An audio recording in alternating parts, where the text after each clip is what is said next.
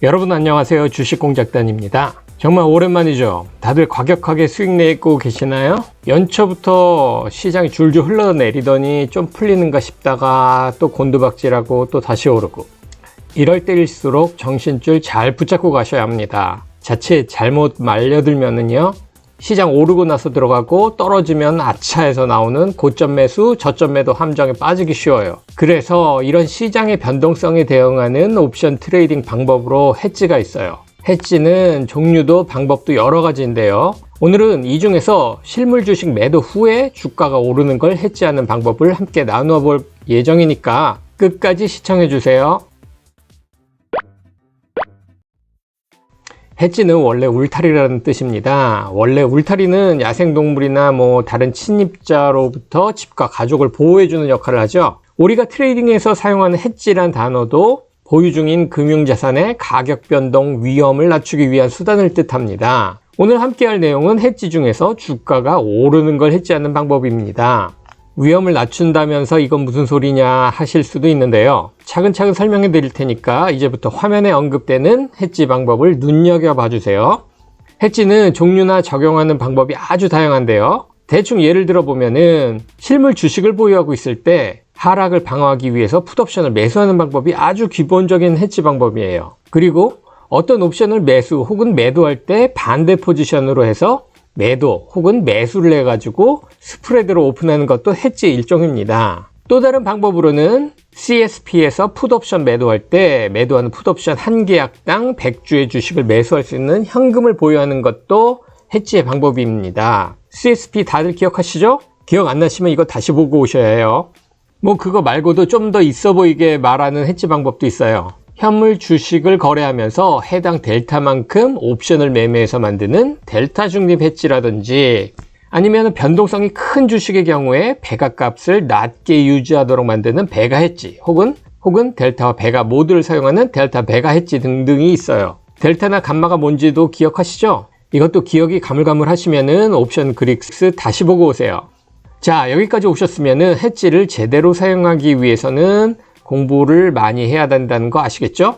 제가 생각할 때 해지를 어려워하는 가장 근본적인 이유는 해지를 꼭 하락장에만 맞추려고 하기 때문이라고 생각해요. 기본적으로 주식시장은 긴 시간 축에서 우상향을 기준으로 하거든요. 그런데 그런 상승에 비해서 하락은 비교적 짧은 시간 동안 발생을 해요. 그렇기 때문에 하락하는 시기를 정확히 모르는 상태에서 옵션을 장기 하락에 이용하는 게 아주 불리하기 때문입니다. 그런데 제가 또 누굽니까? 야매 트레이딩의 1인자 아니겠어요? 앞에서 해지 방법에 대해 눈여겨보시라고 했죠? 처음에 이야기했던 두 가지만 다시 볼까요? 보유 중인 실물 주식은 주가가 올라야 수익이 늘어나죠? 그런데 해지로 오픈한 풋옵션 매수 포지션은 주가가 떨어져야 수익이 발생합니다. 당연하죠?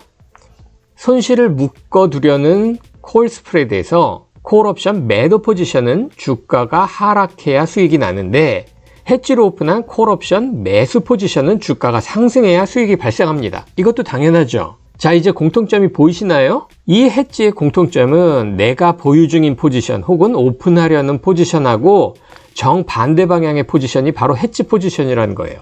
여기까지 이해하셨죠? 자, 이제 실물 주식 얘기를 좀 더 해볼까요? 실물 주식을 보유하고 있을 때 가장 큰 고민이자 리스크는 뭘까요?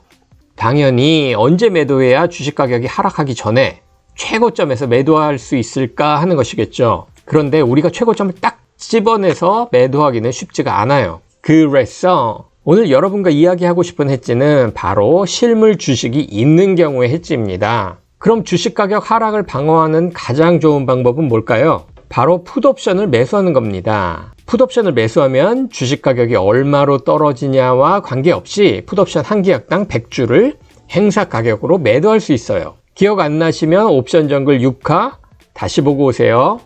자, 이제 설명하기 쉽게 애플 포지션을 해지하려고 등가격 부근인 행사가격 175불인 풋옵션을 매수한다고 가정해 보겠습니다. 마찬가지로 계산하기 쉽게 만기까지 2주 남은 옵션을 가지고 확인해 볼게요.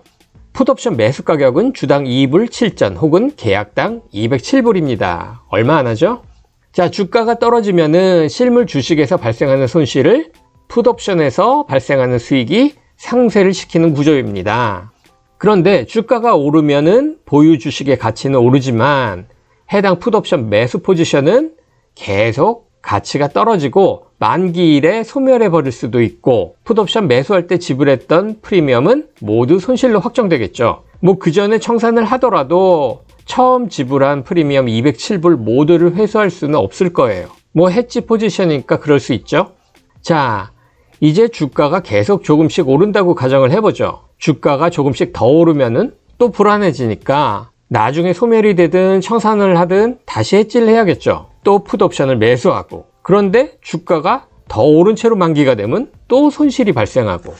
이런 과정이 계속되면은 주가의 상승분을 해지로 사용한 풋옵션의 프리미엄이 갉아먹는 상황이 발생하기 시작해요. 앞에서 그 얼마 안 된다던 207불이라는 프리미엄을 5번만 날려도 1035불이에요. 자, 그렇다면은 보유 중인 실물 주식을 해지하는 다른 방법은 없을까요? 이게 없었으면 오늘 영상도 없었겠죠. 답은 바로 여러분이 잘 아는 커버드 콜입니다. 하지만 구조는 우리가 잘 알고 있는 것과 정반대로 보유하고 있는 주식을 먼저 매도하고 그 매도한 주식 100주당 해당 주식 콜옵션 1계약을 매수하는 방법입니다. 이런 방식을 커버드 콜옵션 매수 혹은 셀링 커버드 스탁이라고 부릅니다. 셀링 커버드 콜 아니에요. 실물 주식을 먼저 팔아버렸기 때문에 주가가 상승하기 시작하면은 미리 팔아버려서 이거 아까워서 어떡하냐고 하실 수 있는데요. 그래서 실물 주식 매도 후 주가가 오르는 경우에 못 먹게 된 수익을 손실이라고 가정을 하고 해지로 만들어 놓은 게 바로 여기서 사용한 콜옵션 매수 포지션이에요. 주가가 상승하면은 콜옵션 매수 포지션에서 수익이 발생하기 시작합니다. 게다가 옵션 포지션은 레버리지로 인해서 적은 비용으로도 현물 주식 보유하는 거랑 아주 유사한 효과를 낼 수 있다는 거 다들 아시죠? 뿐만 아니라 오늘의 주가가 미래의 최저점이라는 거. 그래서 이 해지 방법의 장점은 주식을 먼저 매도하기 때문에 주가 하락이 이후에 발생을 한다고 해도 마음이 아주 편하다는 점이에요. 하지만 트레이딩에서 맞는 치트키는 있다 없다? 당연히 없어요. 단점도 당연히 있습니다. 먼저 이 방법은 실물 주식 매도 시에 발생하는 수익을 어느 정도 포기해야 합니다. 여기서 제가 포기라고 표현은 했지만 매도 수익금 혹은 매도 대금 일부분을 콜옵션 매수 비용으로 사용한다는 이야기예요. 어쨌거나 결과적으로는 매도 수익금이 줄어들게 되는 거예요. 그리고 해당 주식이 배당주라면 현물 주식을 매도한 순간부터는 배당 재투자 불가능해집니다. 그리고 주가가 하락하면은 콜옵션 매수 포지션에서 손실이 발생하기 시작하고요.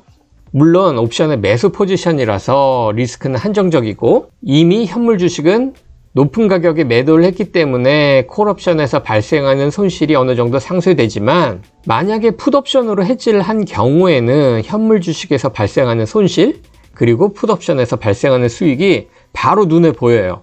그렇기 때문에 그나마 안심이 되는데 반대로 이 커버드 콜옵션 매수는 실물 주식은 이미 매도를 해버렸고 콜옵션 하나만 가지고 있는 시점에서 콜옵션에서 손실이 발생한다면은 이 손실이 계속 표시가 되기 때문에 한동안 마음이 아플 수 있어요. 각오하셔야 합니다.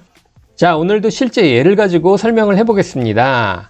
애플 주가를 보니까 항상 180불 부근에서 큰 저항이 걸리는 걸 확인할 수 있었어요. 그래서 보유하고 있던 애플 주식 중에서 100주를 먼저 매도하면서 동시에 지금으로부터 약 26개월 후인 2026년 1월 16일 만기인 행사 가격 200불인 콜옵션을 매수하는 커버드 콜 옵션 매수 콤보를 주당 153불 혹은 계약당 15,300불을 받고 오픈을 했어요.